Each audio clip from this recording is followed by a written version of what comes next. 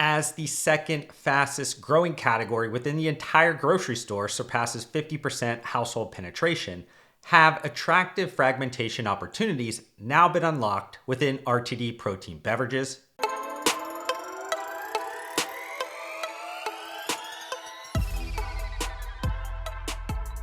So I'll decode that introductory statement a bit later in this content, but on May 6th of 2025, BellRing Brands updated the public markets by releasing its fiscal 2025 second quarter earnings report that covers the period ending March 30th of 2025. And I'll be utilizing those financial statements along with notes I took while listening to the earnings call and any relevant publicly disclosed information to obviously update you on the recent performance of the branded products within the functional CPG portfolio, but also utilize everything as the contextual backdrop for my expanded strategic commentary around convenient nutrition, market dynamics, and trends. And before we begin, I would like to quickly thank today's sponsor, DOS.com. They are building the first adaptive resource platform, think digital clone of your real-world operations for full supply chain visibility and manual process automation.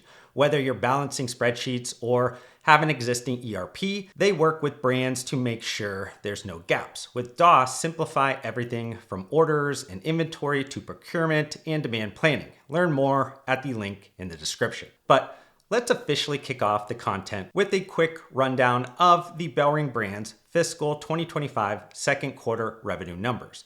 BellRing Brands reported generating quarterly net sales of $588 million, amounting to a ridiculous 18.9% year-over-year growth rate, which was comprised of a positive 15.3% volume increase and a 3.6% increase in price and product mix. And if you're looking at performance sequentially, BellRing Brands saw its revenue increase slightly more than 10% quarter over quarter. If we examine quarterly sales by brand, Premier Protein was up 22% year over year. This came from a robust 15.3% volume increase, but an equally impressive 6.5% increase in price and product mix. If we focus on just the Premier Protein RTDs, that product format saw net sales increase by 21.7% year over year, resulting from a similar ratio of both volume and price growth. Shifting to Dymatize Nutrition, the brand saw quarterly net sales increase 3% year over year. This outcome was driven by a wild 20.4% year-over-year volume growth, stemming mostly from international channel strength and new product introductions, but was almost entirely offset by a 17.3% decrease in price and product mix, which can be partly blamed on those new product introductions. But as I regularly do within these BellRing Brands content pieces, I want to initially dive deeper into the Premier Protein RTD beverages business activity and then shift into examining the protein powders business activity from both Premier Protein and Dymatize. Overall, the RTD liquid subcategory of convenient nutrition has shown extremely strong growth during the 2020s compared to historical rates. And while Premier Protein has benefited greatly from that marketplace momentum, it has also faced its share of episodic challenges during that same period, from severe capacity constraints that limited available flavor variants and usage of trade promotions to even a voluntary product recall. But Premier Protein has shown it's willing and able to overcome each efficiently, as they are some of the best operators within the convenient nutrition market. In terms of retail consumption growth by channel, the largest four Premier Protein RTDs would be wholesale clubs, which was up 18.1% year over year during this quarter. But believe it or not, the brand's other major sales channels collectively blended up that strong wholesale club performance, with mass retail growing 20.9%, grocery up 67.5%, and e-commerce growing 30.2%.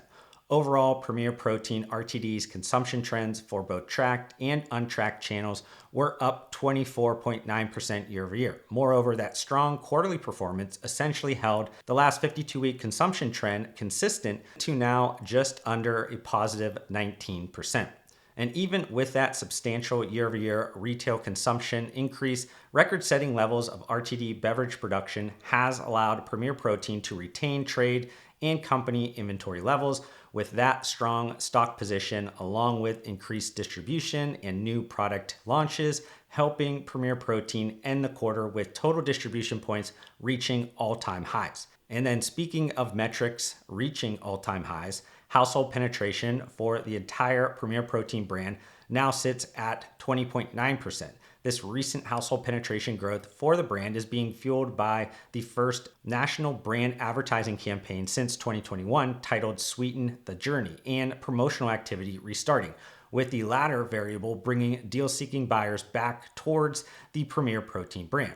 Also, I believe it's important to note that Premier Protein leads the entire convenient nutrition category in household penetration and outpaces the next RTD liquid subcategory competitor by a handful of percentage points. Premier Protein market share now sits at around 30% of total RTD liquid subcategory of convenient nutrition, spiking during this fiscal quarter's wholesale club promotions. But with steady production across the full range of flavors, new product launches, and promotional activity returning, Premier Protein should see its market share settle into a range that consistently reaches new all-time highs throughout the rest of the calendar year. Now, let's shift into examining the recent BellRing Brands business activity within ready-to-mix protein powders. And a similar assortment of underlying drivers impacting the RTD liquid subcategory has created strong growth within the ready-to-mix powder subcategory of convenient nutrition. In fact, nutritional supplement powders have become mainstream, with category proliferation creating an environment where more consumers are purchasing both everyday and performance nutrition positioned protein products at large retailers. But that statement about protein powders shouldn't suggest that I believe the recent pattern of steep retail sales growth trajectory will last forever. Because while I don't mind mixing up a protein shake, it would be silly to overlook the extra friction point for a lot of especially new to the category mainstream consumers, thus causing what I believe will prove to be a lower household penetration ceiling compared to RTD protein beverages. But in stating that, I also don't think we are anywhere near that point on the commercial cycle just yet, even if ready-to-mix powders growth has slowed slightly compared to earlier this decade. Furthermore, it's important to acknowledge that the majority of convenient nutrition powder sales volume will continue occurring online. Thus, applying that same lower ceiling wouldn't necessarily apply within the multi-channel retail environment.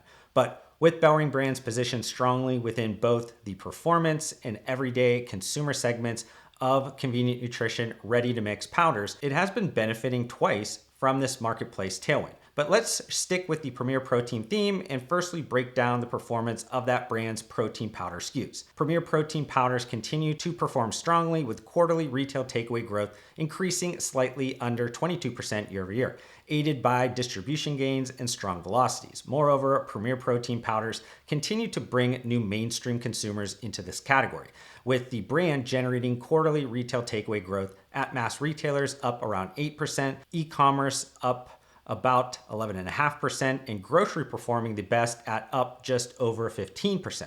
Furthermore, Premier Protein powders recently gained full distribution at Costco and currently has the highest velocity across all whey protein powders in this key customer. And while the recent strong quarterly performance still dragged down the annualized growth rates, BellRing Brands leadership restated their excitement about the opportunity emerging with Premier Protein powder SKUs, as they have proven to be both incremental to RTD shake sales and beneficial towards growing the brand's household penetration. And believe it or not, Premier Protein powders have already surpassed the Dymatize household penetration, though if we're being fair to Dymatize, that's not a like-for-like comparison because Premier Protein is a much more well-known convenient nutrition brand overall that's more recently extended formats. On the other hand, the Dymatize brand is a lot narrower, focusing on the more sophisticated performance nutrition customer that makes up about half of the protein powder dollar sales at large retail. But maybe this is a good time to transition into analyzing the recent market activity involving Dymatize. As mentioned earlier, categorical growth over the last handful of years within large retail channels has also greatly benefited those performance nutrition brands like Dymatize that were aligned from a sales channel strategy perspective. And this has helped Dymatize become the number 4 brand in protein powders overall and second largest market share leader in the performance nutrition segment. Nevertheless, it would be hard to overlook that retail takeaway trends have been sliding in the last year, as Dymatize faces a much higher level and diversity of competitive threats across all sales channels. And just to expand on that comment a little more, it's no secret that the Great Shutdown shifted categorical shopping behaviors that benefited e-commerce, wholesale clubs, grocery stores, and mass retailers. But even if that event happened only 5 years ago, performance nutrition powders stocked at these large retailers during that time frame was much smaller in merchandising scope and extent. So the sales channel strategy decisions made by Dymatize during the mid to late 2010s perfectly positioned the brand as a primary beneficiary of this shifted categorical shopping behavior. But what's happening now is that every challenger brand that was either too weak or poorly positioned during the Great Shutdown impacted timeframe has followed many of the previous Dymatize sales channel strategies. Moreover, these challenger brands like Ghost have a much stronger brand development focus and emotional connection with today's digital-first audience. Alternatively, a mixture of value-oriented shopping behavior, 2 cycles of commodity price inflation in the last 3 to 4 years in the dairy markets, and consumption growth in protein powders has led retailers to prioritize private label creations within the category. And while BellRing Brands will say that Dymatize is a premium brand, thus not competitive with private label, I'd bet leadership is overestimating the power of this relatively bland legacy performance nutrition brand. But the shifting competitive and business landscape caused Dymatize to have negative year-over-year retail takeaway growth in the second quarter of fiscal 2025 within each of the offline retail channels.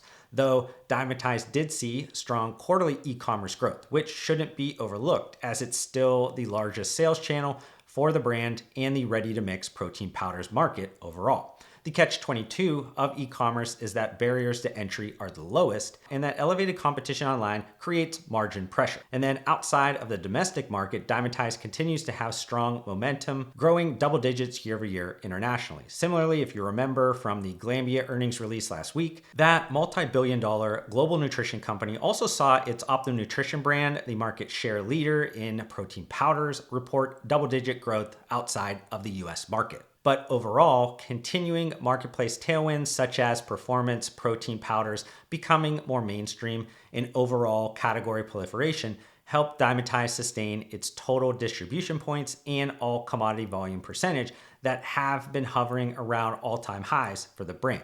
Yet, I'm not sure that setup helps lessen the worries around what it might take strategically to get Dymatize back into consistent growth mode. So in response, BellRing Brands has attempted to invest further into Dymatize brand marketing and restart product innovation, though I'd say neither effort has resulted in meaningful success yet. Next, let's quickly shift into an operational update as it has been a volatile area over the years for BellRing Brands, stemming from both supply constraints and elevated dairy market pricing.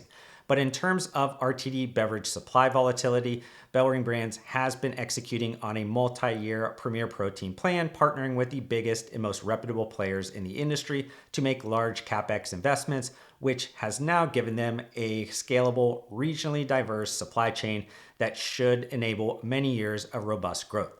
And then regarding input cost inflation, the quarterly gross profit margin was 32.3% of net sales, which declined 90 basis points year over year and 520 basis points sequentially. But those dairy proteins, which account for almost 40% of its total cost of goods sold, currently face a double whammy of price inflation. The elevated high-end whey protein market pricing is an obvious cost driver, but BellRing Brands also purchases dairy proteins from the other major markets of New Zealand and Europe, which are currently impacted by a 10% import tariff. So cost inflation mitigation efforts inside BellRing Brands are expected to be midstream, but even without much strategic optionality, the overall impact should be very minimal. And then for this final part of the content, I wanted to explain what I was referring to in my introductory statement. In a relatively low household penetration category like RTD protein beverages, market participants obviously want to bring in new buyers. And it seems like, at least to me, that 2 emerging product innovation concepts are becoming more popular, both in terms of product launches and customer demand. And the first is around a richer and creamier RTD protein beverage. Premier Protein is calling its version Indulgence, and BellRing Brands leadership noted on the earnings call that this new subline has demonstrated impressive incrementality, bringing in a considerable number of consumers new to the brand and category. Similarly, Quest Nutrition also recently launched its more indulgent RTD protein beverages subline, calling it Protein Milkshake. But what you'll also notice about the Quest Protein Milkshake is that the protein content is much higher than the unwritten 30 grams of protein rule. So now you're seeing competitors that have brand equity well outside of the performance nutrition buyer segment start to push the upper limits of protein content. And then finally, on the flip side, competitors are also testing the lower limits and seeking to attach protein with other beverage categories like carbonated soft drinks and water. So what does this all mean? I think there's still a lot of opportunity to innovate within the protein RTD beverages market, which will open up the category to more buyers, different use occasions, and more day parts. But I hope you enjoyed the first principles thinking that went into my latest YouTube video. If you did, can you do me a favor by hitting that like button? That quick and free action helps YouTube know my content is worth spreading to more people. Also, we're getting really close to reaching my next subscriber goal, and it would be great if you join me on this journey. But to do that, we need to fix the fact that slightly more than 3/4 of you that are watching this video right now are not subscribed to my YouTube channel, and that hurts my feelings. Regardless, I want to thank you for giving me some of your attention and time, and I'll see you on the next one.